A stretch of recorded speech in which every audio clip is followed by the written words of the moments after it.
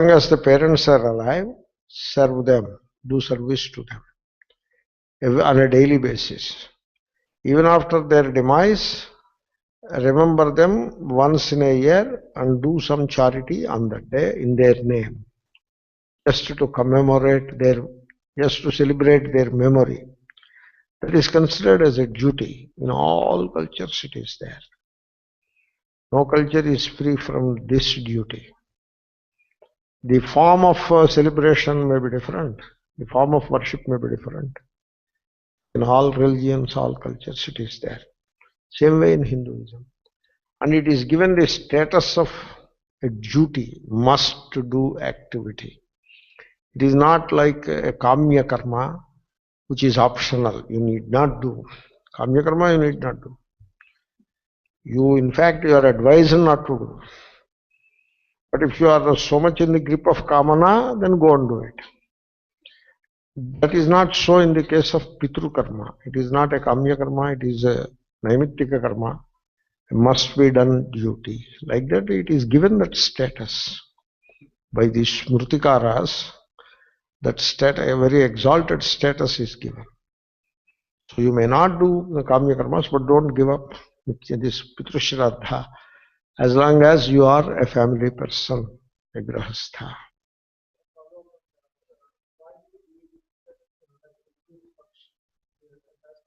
That is the same idea stretched and add a little desire fulfilling and all that.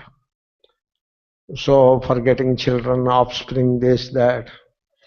So the idea, basic idea is this, that is stretched further. Yeah, that is also similar. This is how the Karma Kanda has blown up to undue proportions. So it begins with a basic idea, and then it grows and grows and grows like wild grass. So much so, every day there is some karmas to be performed. Whole year it is like that. Mahalaya Amavasya will be one karma, some other Amavasya another karma. Every Amavasya Pitru karma, like that it goes on and on. Why on? That is all theological astrology. Again, the month, the moon's movement. You are now into a different discipline altogether, astrology. And astrology coupled with theology. So Amavasya is astrology. Do Pitru Puja on that day is theology. It is called theological astrology. It goes on and on. Yeah. They do not come under Nitya Karmas. Pitru Shraddham once in a year. Two parents, 2 days. That is considered very sacred, and it is a must-do activity. Actions without doership. We are coming to all that. I just mentioned barely how Deha Yoga comes because of actions, association with Deha, why action leads to identity with the Deha. That point I was explaining. So while performing an action, you are a doer. And once you are a doer, you are identifying with the body. Then only you become a doer. If you do not identify with the body, there can be action without doership. So that part will come. We will discuss all those. So much is coming now. In that sense, I mentioned it. Then prasada buddhi, attitude. Even with the attitude towards result, when action is performed, the end result is expected. Yeah, you expect the end result. You are willing to accept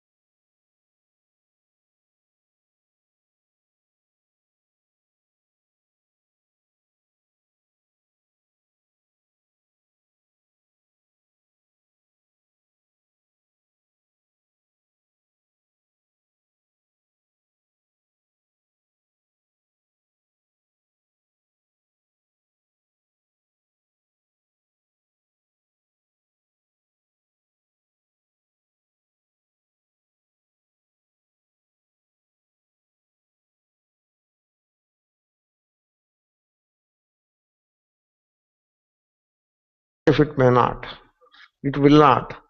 In this life only prarabdha. This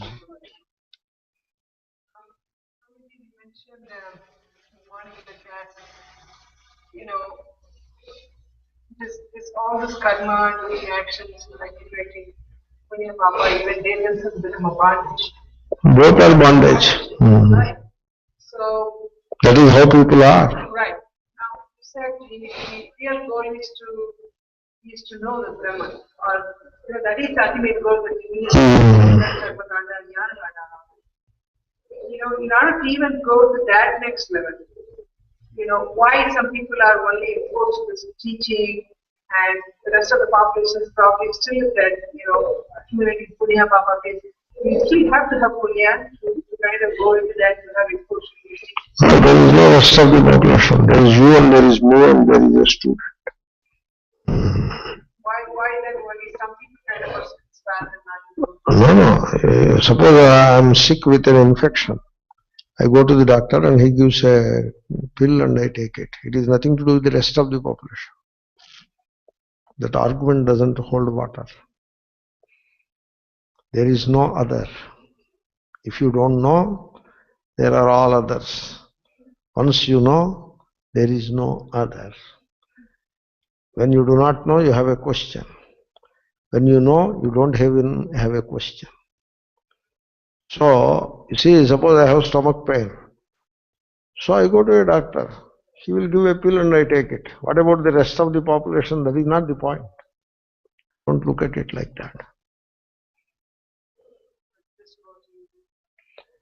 It is not. It is said like that, but that is not the spirit of it. The spirit of it, here is a person who is ignorant. He wants to come out of that ignorance and he gains knowledge and comes out of ignorance. Those who don't want to come out of ignorance, they won't come out of ignorance. It is about you. Suppose you go to a physics class and he is teaching wonderful things, Einstein, this and that. So you ask him, so you are teaching such wonderful things and I am enjoying, what about the rest of the population? Is there such a question in a physics class? It is not there. Why in Vedanta class? Like that. Everybody is not a physics student. You are a physics student. Therefore you learn physics. Everybody doesn't want moksha. They don't want moksha. They want samsara only. Even Vedanta students don't want moksha. They want samsara too. Even in a Vedanta class, you have to coax and cajole, dear sir, please come. This is samsara. It is bandha. You want to come out of it. No, I don't want to come. No, you think about it. You want to come out of it. It is good for you. Go for moksha. Why? What about karmas? So that is what students of Vedanta, who are long-standing students of Vedanta, not even fresh. What population are you talking about? Yeah. We don't look at it like that. When it comes to jnanam, suppose you go to temple. What about the rest of the population? They don't go to temple or anywhere.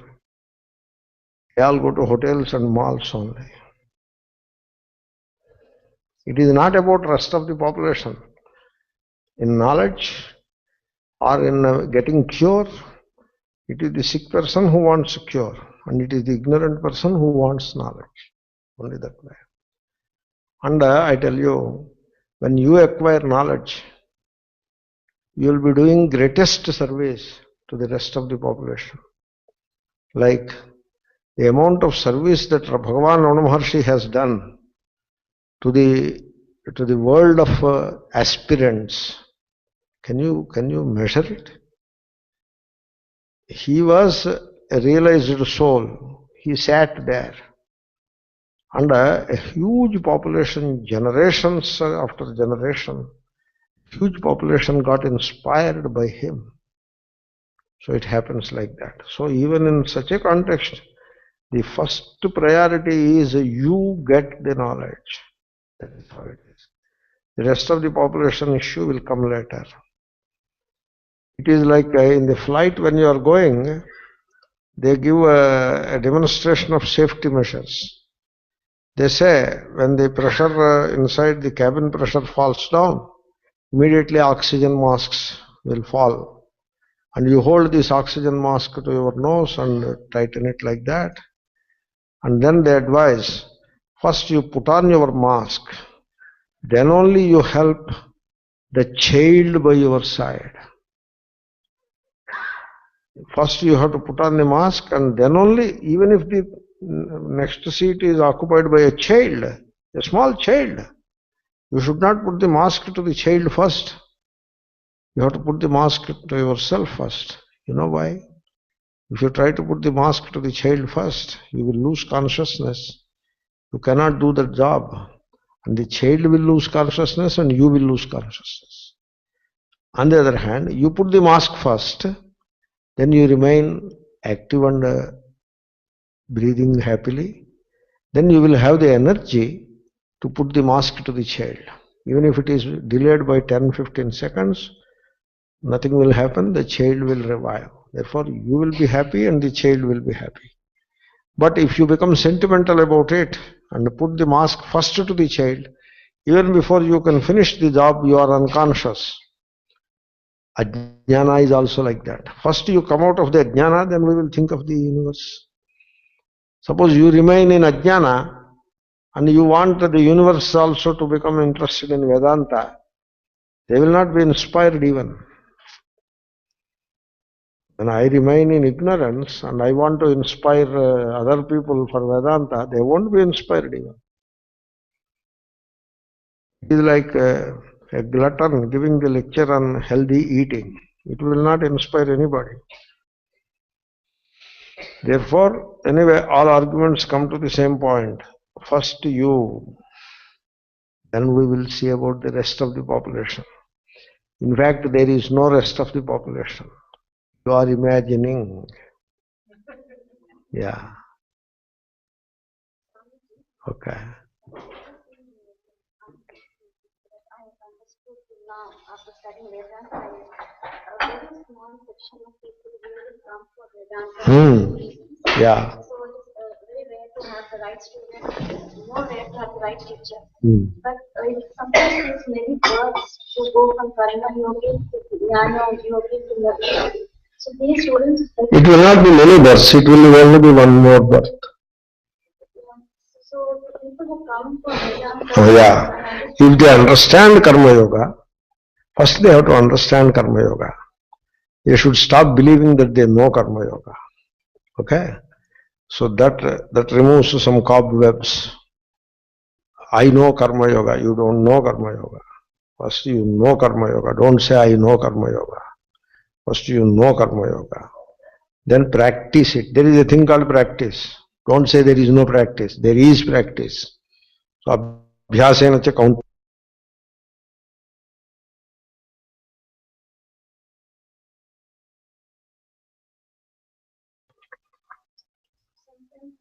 Initiated maybe in the previous birth.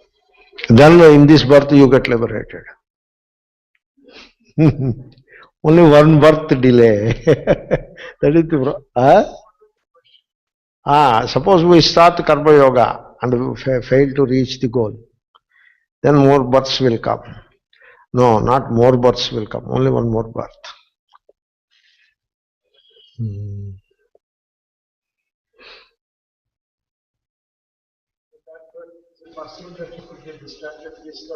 No, you will not be. You will not be. If you know Karma Yoga and follow it correctly in this life, you don't even need one more life. Say, suppose things do not progress enough, and then one more birth becomes necessary. That will be the last birth. Gita, 6th chapter. This discussion is there in big detail. Yeah.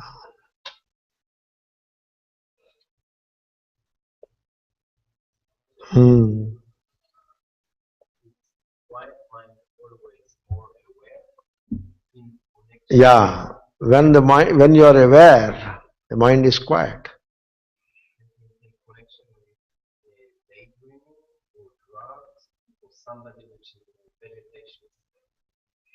No, no, it doesn't apply to all those things. Vedanta is not for abnormally abnormal people. It is only for abnormally normal people or normally abnormal people. Like that, something like that. So a person is a vegetative state due to ill health. Some basic intellect is required. And some basic health, physical health is required. Physical and mental health. All these sense organs must be active and healthy, including the mind. Then only Vedanta will happen. Otherwise not.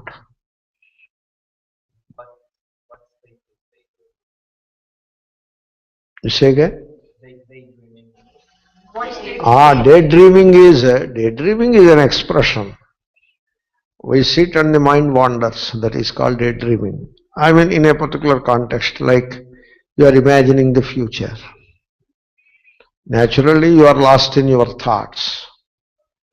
While imagining the future, which is called daydreaming, you are lost in your thoughts. So there is no awareness. You are lost in the world also. You are lost in the thoughts. Yeah.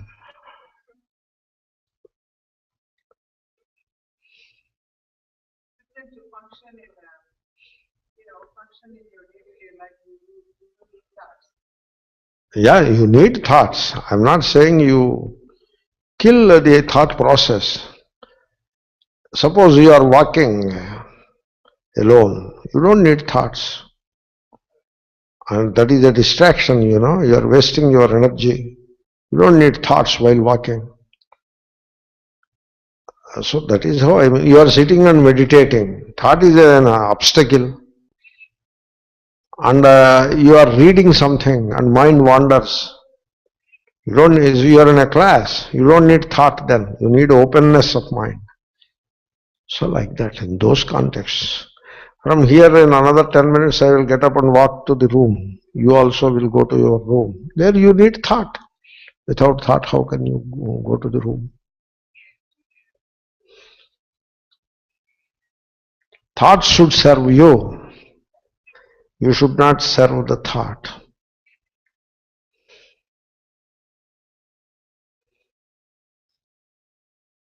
Hmm.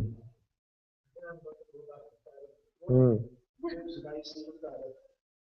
You see, it is like this. A lot of karma reservoir is there.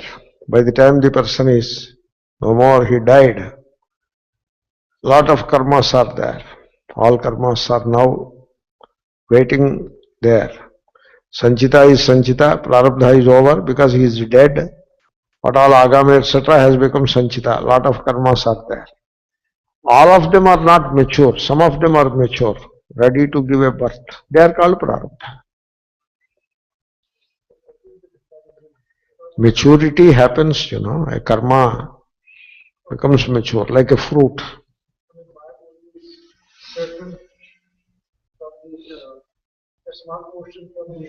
Yeah, because the rest are not mature. A small portion is mature. And suppose two small portions are mature. Then whichever is more mature will come forward as prarabdha karma. The less mature will go back and sit. Mature, ready to give a result. In fact, you are not looking at the effect from cause. You are looking at the cause from effect. So you have to understand that.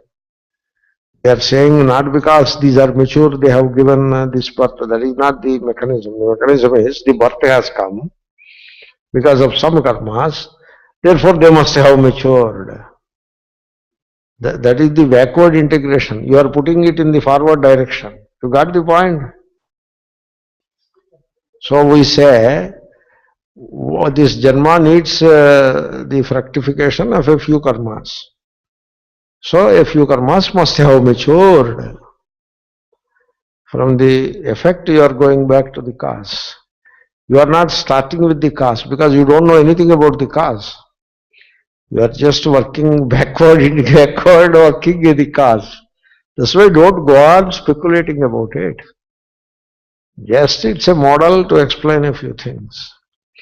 It is in the paradigm of ignorance only. Only when you are ignorant, all these arguments are valid. When you know the truth about yourself, then there is no karma for you. So put more emphasis there.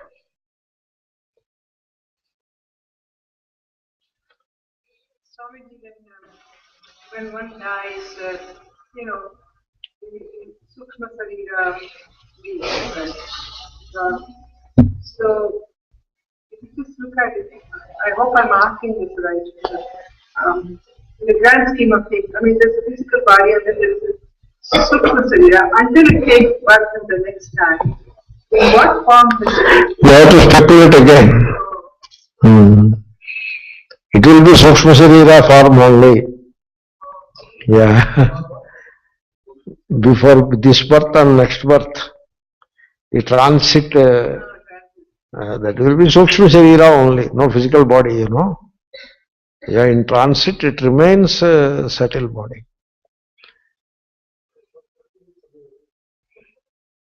The subtle body is vasanas, memory body. Like a memory body. Yesterday night you slept. Today morning you woke up. What is it that connects between yesterday night and today morning? Sukshma Sarira connects, not physical body. There is no physical body in sleep. Does Sukshma Sarira have awareness? Awareness is the common reality for everything, like space. Nothing can exist outside awareness.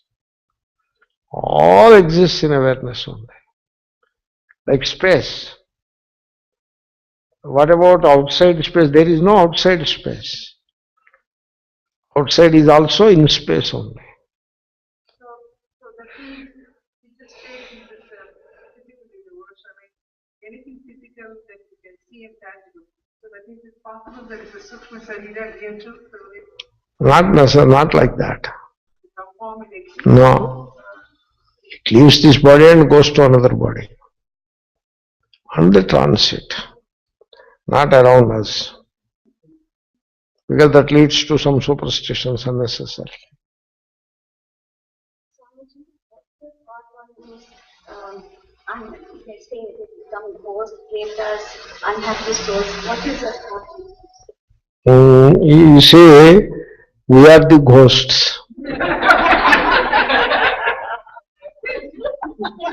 And we are the unhappy souls.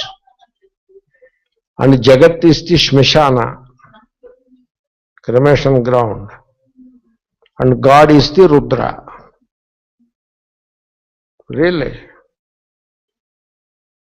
You try to understand that you have no birth and no death. Try that. Don't worry about Sukshma Sharira going this and that. That is all speculation, There is something more positive and real now and here. The inner dimension of yourself has no birth and has no death. It is not even Sukshma Sharira, it is beyond Sukshma Sharira. Sukshma Sharira is the mind, whereas Atma is beyond the mind. Yato vacho nivartante aprapya manasa saha. It is something beyond the mind. So Vedanta students should not be worried about that. You can know that only in the context of explaining a few things. Not anything more than that. Any deeper, serious analysis of that will put you on a wrong track, will be misled. That happens to many students of Vedanta. At the end of a long study of Vedanta, what all they know is you die and take birth again. That is all they know. Which is not even the basic step in Vedanta. That is all we know at the end of the long study of Vedanta. Is that what we know? What a pity. At the very